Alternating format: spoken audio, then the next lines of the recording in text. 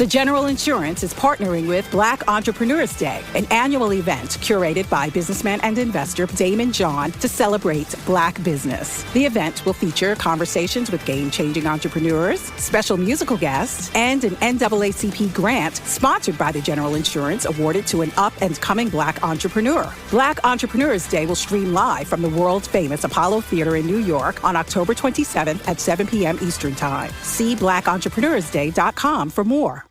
This episode is brought to you by IBM. I'm Howard Beauville, head of IBM Cloud Platform.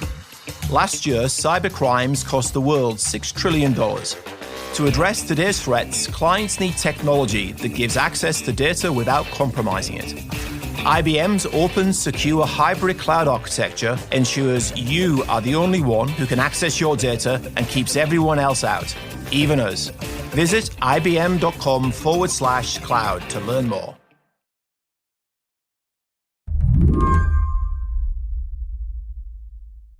Since my kid was a newborn, I've been in a group chat with other parents. It's 8 mothers, all of whom have 2-year-olds. We talk about our kids, their tantrums, their development, the kind of mundane stuff that other adults probably don't want to hear about. Yeah, it's what do I feed my child for lunch? Halloween costumes interspersed with my kid's sick. My kids had a runny nose for 6 months. My kid has had 1,000 ear infections, and everyone at my kid's school is sick. Half the class is out. That's basically our conversation. That's my friend Beths Levin. She's part of the group chat. I'm a writer at Vanity Fair. I'm a mother, and I have a sick child like every other parent in America right now. Tell me what happened with your daughter. So this was a few weeks ago. She was kind of like a little bit snotty one day. It was like a Sunday. And she had a low-grade fever, but, nothing crazy. It was probably like, 100.0, which is like not considered like anything for toddlers. And then it was kind of the same thing on Monday, but I mean, really just thought it was a cold. And then that night I picked her up and she was so hot. She was like burning up, and she had a fever of 104.5. Yeah. So that was very scary. We ended up going to the pediatric ER, and they said, this is probably RSV. Everybody we're seeing has RSV. That's respiratory syncytial virus. And they did a swab that tested for everything, COVID, RSV, et cetera. And it confirmed that it was RSV. And they said, just give her Motrin, give her Tylenol, just keep her comfortable. And then they said, follow up with your pediatrician. So we went to the pediatrician the next day, and they said, right, it's RSV and also a double ear infection and also a mild case of pneumonia.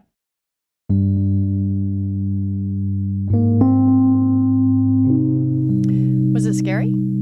Oh, yeah. It was, I would say the scariest part of it was that really high fever. We've never taken her to the ER before. And maybe I was jumping the gun on that. I don't think so. It was, that was scary. That was the scariest part. And then when they also said mild case of pneumonia, you never want to hear that. This is the sickest she's ever been. Beths and her family aren't alone. Children across the country are being hit with a huge wave of viruses. RSV, flu, COVID, and regular old colds. It's so bad that many pediatric facilities are at or over capacity. So today on the show, why are kids so sick? And why now? I'm Lizzie O'Leary, and you're listening to What Next TBD, a show about technology, power, and how the future will be determined. Stick with us. Myrtle Beach, South Carolina is the beach. It's also the perfect place to enjoy the holidays. Here you get all the holiday cheer you can handle, plus 60 miles of beaches and endless fun. Sometimes you need a holiday from the standard holiday celebration. Maybe you want to escape the cold, or maybe you want to start a new tradition. There are themed shows all over the Grand Strand at storied venues like the Carolina Opry and the Alabama Theater. Winter Wonderland at the beach features massive light displays and a brand new family fun zone. Holiday cheer is everywhere you look, like at Brook Green Gardens' Night of 1,000 Candles, where more than 2,500 candles and twinkling lights take over the grand botanical gardens. There aren't many places where you can celebrate the holidays or ring in the new year with an ocean view. This time of year is great for horseback riding along the shoreline, fishing from chartered boats or in the intracoastal waterways, or golfing at any of the 80-plus award-winning courses. Take a holiday away from the average holiday season at the beach. Plan your getaway to Myrtle Beach, South Carolina at visitmyrtlebeach.com. This episode is brought to you by Best Buy. This year, let Best Buy be your holiday hype partner. Whether you're searching for exciting gifts, trying to snag the hottest holiday deals, or looking for ways to simplify the giving and receiving experience, Best Buy is here to help. Best Buy has the best assortment of impactful tech gifts, along with fast and free fulfillment options and great deals all season long.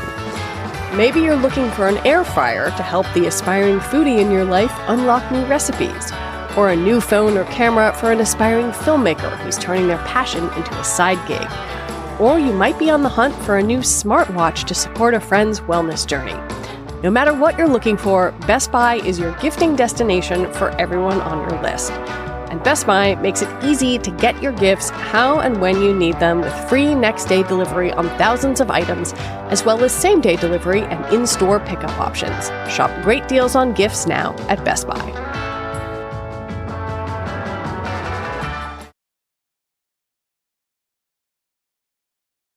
In my household, we have been sick since the beginning of October. Just one virus after another. You might even be able to hear some lingering scratchiness in my voice. And my child, thankfully, did not get as sick as Beth's, but he did get sick. And maybe it's a fool's errand to try to interview a 2-year-old, but I did it anyway. What about your nosy? How did your nosy feel? Very funny. It felt very funny? Very tickly. Very tickly. And what about your throat? Would be fun. Would be very. That was about all I could get out of my son Sam. To get a more scientific understanding of what's happening right now, I reached out to Katherine Wu, a science writer for The Atlantic. She recently wrote a story titled "The Worst Pediatric Care Crisis in Decades." It is just a viral maelstrom out there right now. And, I guess we've been used to hearing some version of that line the past 3 years because, surprise, surprise, we have been in a viral pandemic, but it is definitely not just COVID circulating right now. Maybe this is not a total shock because as the weather cools in autumn and as we head into winter, it's pretty common for a lot of respiratory viruses in particular to pop up. Flu and RSV being two of the most common ones, but also rhinovirus and enterovirus. So that's not weird, but I think the volume of infections and the relentlessness of co-infections and subsequent one after the other infections is really pummeling everyone as your household is learning the hard way. And the reasons for that are kind of interesting. RSV, which my friend Bess's daughter had, is surging pretty dramatically right now. It is another one of these respiratory viruses that circulates quite frequently. It is not new. It has been around for a long time. And in fact, researchers have been working on a vaccine for this for a long time. And it looks like we may be getting one quite soon from Pfizer. So that is a bit of good news to drop in here. But RSV, it's not always perfectly on schedule, but it is one of those that kind of rises in the colder months. It primarily affects really young kids and much older adults.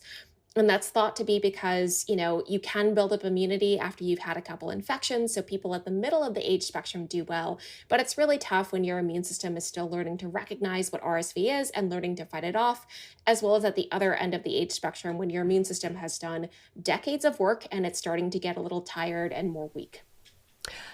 Is this sort of explosion of viruses everywhere in the country, or is it just in places where it's getting cold and people are inside more and breathing air together?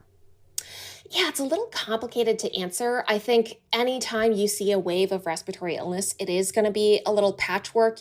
Right now, there's been a ton of RSV in the Northeast, especially, but it really is everywhere. I've talked to physicians at hospitals in the middle of the country, the West Coast.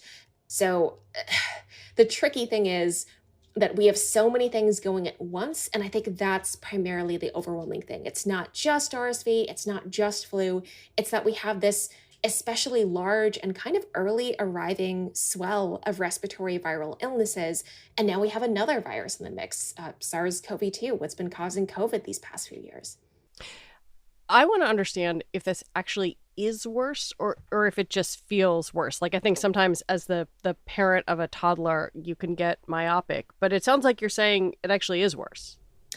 Yeah, I mean, it's been really, I think, humbling and honestly flooring to hear a lot of the accounts coming in from pediatricians and people who work in pediatric ICUs and emergency departments the past couple weeks.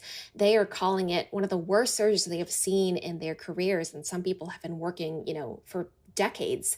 It is pretty bonkers right now. Some of the accounts I've been hearing, the current RSV surge in Connecticut is like 2 to 4 times what they would have considered a super severe season 3 years ago before the pandemic.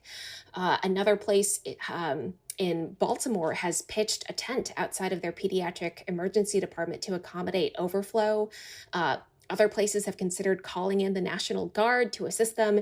This is definitely a big surge. And I don't think every single hospital in the country is overwhelmed. We're not at that point, but beds are very full on the whole. And it seems to be this collision of super high demand and maybe not the sort of supply of care that demand would require. Yeah, what are the leading theories as to why there are so many viruses circulating right now? Yeah, so I mean, it's so difficult to say for sure, especially because we're still in the midst of it. We'll have more information when we sort of do the rear view analysis, but there's a couple things going on. I think if we sort of look at what's happened over the course of the pandemic, it becomes a little more intuitive, right? At the beginning of the pandemic, we took all these behavioral measures to tamp down on COVID transmission, but that also happened to work marvelously against all these other respiratory viruses. Yeah. Flu actually almost completely disappeared in the winter that spanned 2020 to 2021. Like, it was the quietest flu season that pretty much everyone I talked to had ever seen in their entire lives. There was a similar impact on RSV, a bunch of these other respiratory viruses. We just sort of drove them out.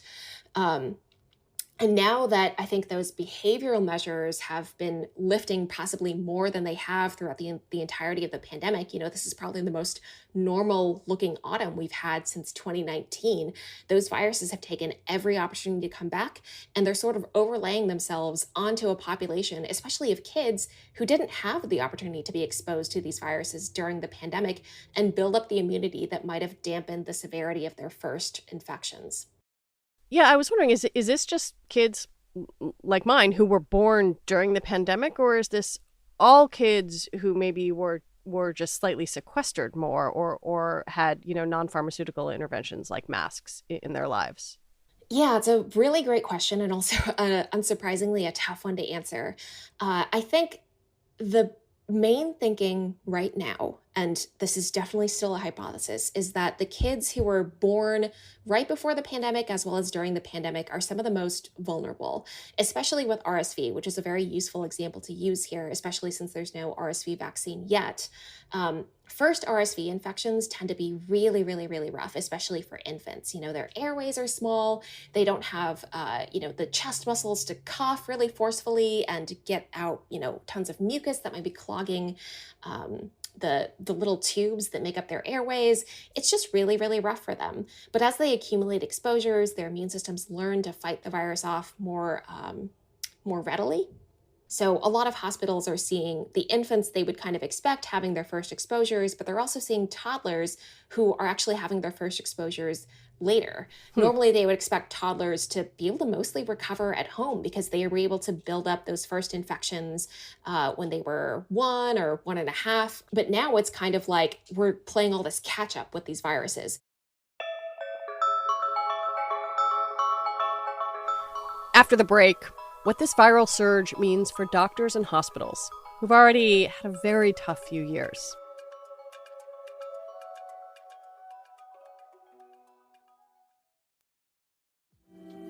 It's time to reboot your credit card with Apple Card. Apple Card gives you unlimited cash back every day on every purchase. It's real cash you can spend right away. No need to wait for rewards. Apply now in the Wallet app on iPhone to see your credit limit offer with no impact to your credit score. Subject to credit approval. Daily cash is available via an Apple Cash card or as a statement credit. See Apple Card customer agreement for terms and conditions.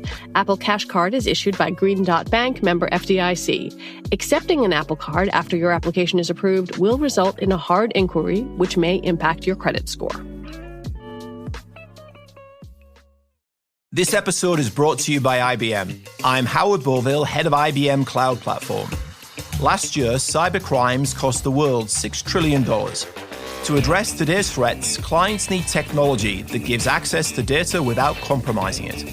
IBM's open, secure hybrid cloud architecture ensures you are the only one who can access your data and keeps everyone else out, even us.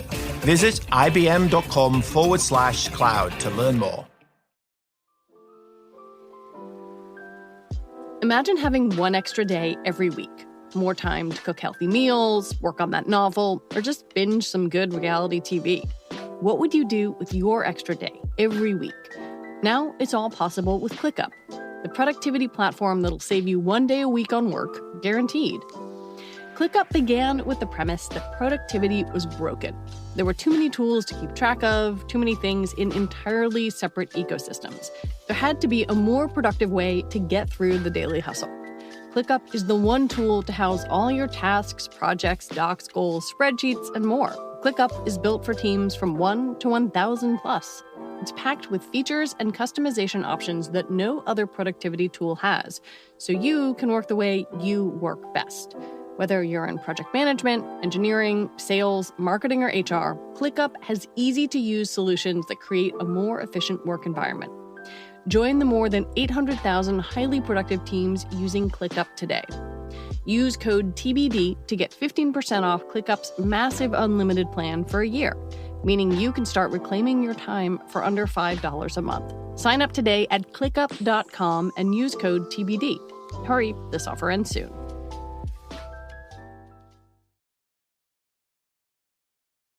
You talked a little bit about what doctors who you have talked to have seen, and I wonder what kind of effect this, surge in sick kids has on care, on getting care, and how clinicians have to think about kind of who to treat and how to treat them. Yeah, it is such a great question, because I think something that I wanted to come back to is that we're not just seeing increased demand for pediatric care right now, it's also hitting at a really unfortunate time when pediatric care capacity has actually shrunk a little bit in this country for a couple reasons. One is that, many hospitals, because there was this massive decrease in sort of more run-of-the-mill respiratory infections, the rhinovirus, flu, RSV crowd, definitely not talking about COVID specifically there. A lot of pediatric hospitals actually shrunk their capacity. And, healthcare has also been going through a bit of a funding crisis. Some hospitals, took away beds in their pediatric ICU, for instance. And also there was been a pretty large exodus of health workers amid the pandemic. There's been a lot of burnout, a lot of stress. Health workers have been threatened, and they have just been working nonstop for 3 years. Nurses especially have been leaving their professions or taking traveling jobs, which means a lot of hospitals are short on core staff. That really, I think, emphasizes how tough it is to care for kids when there's this extreme imbalance in the number of kids that need treatment and the number of healthcare workers that can actually provide that care. And, absolutely, this is so stressful. I think healthcare workers are now having to make really tough decisions about, who gets this bed. We only have this one bed, or we only have this one bed that can be staffed by enough of our healthcare workers. They're maybe having to consider canceling elective procedures. They're maybe having to open up new space in other parts of the hospital that would otherwise be used for something else. They're even, in some cases, sending specialists, sprinting across the hospital to deliver care because they can't bring the kids to the ICU where these specialists normally work.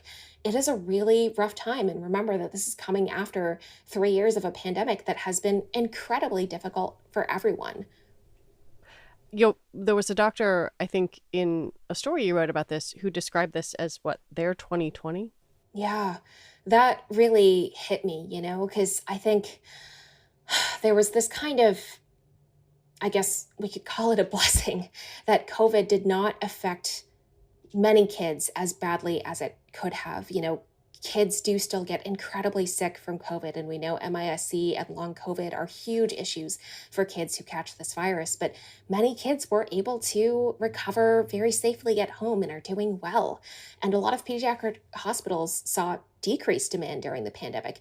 Now it seems like it's not directly COVID per se that's catching up with them, but some of the ripple effects of the pandemic and the way that we have lifted mitigation measures, this super fast disappearance of masks without a lot of, fallback measures has really allowed this surge to take place. And I think that's been incredibly rough. Pediatric hospitals are absolutely overwhelmed right now. And I think that was a really apt description to compare this to some of the worst of 2020 for adult hospitals. Is pediatric care more vulnerable than adult healthcare to this kind of thing? I mean, I like, is it more thinly staffed or less profitable? It's just so striking that this seems to have happened so quickly and that so many pediatric care centers are struggling.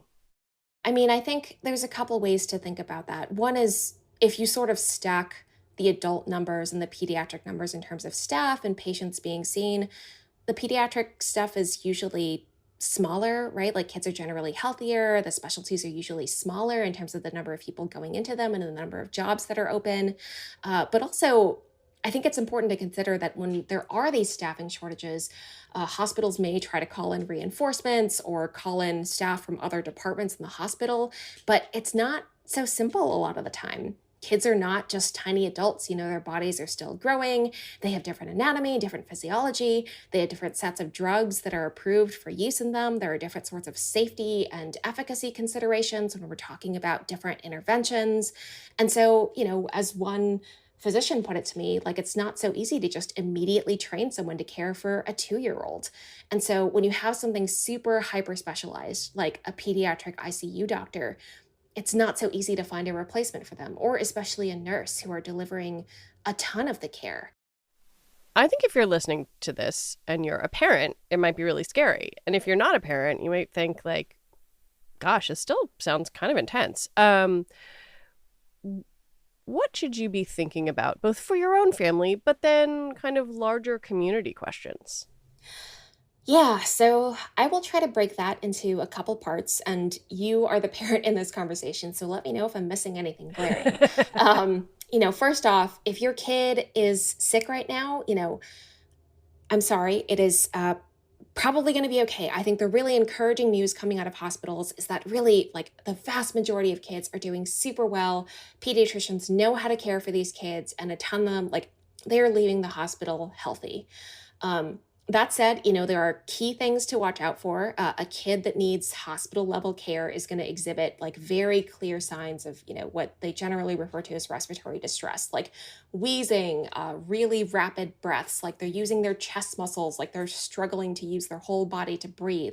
If their lips are turning blue, if their fingernails are starting to turn blue, those are the types of signs that indicate, maybe call your pediatrician, make absolutely sure that this is emergency level care, and then take them to the nearest ED. We don't want parents bringing their kids in for every single cough or every single sniffle because hospitals are already overwhelmed right now, but we also don't want them to wait too long to bring their kids in. This can really take a turn for the worse quite quickly. But it's also important to strike a balance, Katherine says. to remember that little kids do get sick, especially if they're in school or daycare, but also to be aware that healthcare systems are stretched thin right now. It's probably not a bad idea to make sure your kids are up to date on whatever vaccines they can be getting right now. That includes COVID shots and flu shots. Now is really the time to be getting those. That RSV vaccine is coming soon, and the hope is that that's going to be available to pregnant people so that their infants can be born with some of that immunity, because the highest risk is really for those youngest infants. It's not here yet, though. And in the meantime, things like masking, avoiding like super packed gatherings, not going to school or work when you're sick, that all contributes immensely. And hand washing is also a really big deal for RSV.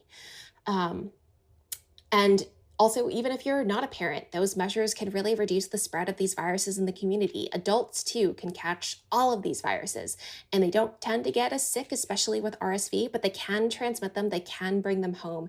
And so I think it's really a great time for the community to come together and just try to tamp down on transmission on the ways that we have really learned how to the past 3 years.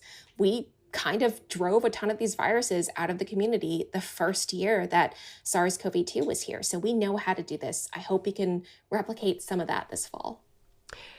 You mentioned the potential RSV vaccine on the horizon. Do you think that's really going to happen? Because that sounds wonderful. It's looking like it will. I wish I had more control over this than I do, but it does have to get through all the regulatory bodies, FDA, CDC, but this has been such a long time coming. I mean, every pediatrician and parent that I've talked to as of late is really excited for this vaccine, and the top line results look really good. I think once we see more data, once the FDA and CDC see more data, I'm optimistic that this vaccine could be available as early as sometime next year. Katherine Wu, thank you so much for talking with me. Thank you for having me. Katherine Wu is a staff writer at The Atlantic. And that is it for our show today. What Next TBD is produced by Madeline Ducharme. Our show is edited by Jonathan Fisher. Joanne Levine is the executive producer for What Next. Alicia Montgomery is vice president of audio for Slate. TBD is part of the larger What Next family, and it's also part of Future Tense, a partnership of Slate, Arizona State University, and New America.